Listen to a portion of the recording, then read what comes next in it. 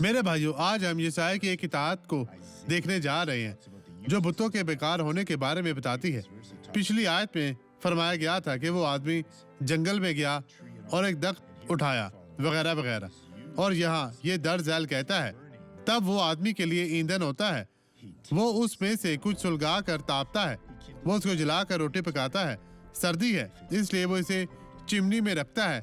आपको आग की जरूरत है।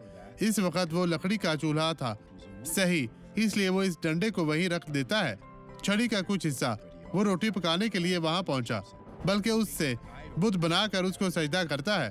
वो खोदी हुई मूरत बनाता है और उसके आगे मुंह के बल गिरता है। इसे कभी कभी खुदा को तलाश करने की जरूरत होती है जो आसमान और जमीन का मालिक है। सीढ़ियों से गिरकर जख्मी हो गई थी और मेरी उम्र बढ़ने की वजह से मेरी रीढ़ की हड्डी और कूल्हे भी मुतासिर हुए। मैंने फिजियोथेरेपी भी करवाई, कोई फायदा नहीं हुआ। और आज क्या हुआ? क्या खुदा ने शिफा दी? खुदा ने शिफा दी हाँ। आपको। आप पहले क्या नहीं कर सकती थी?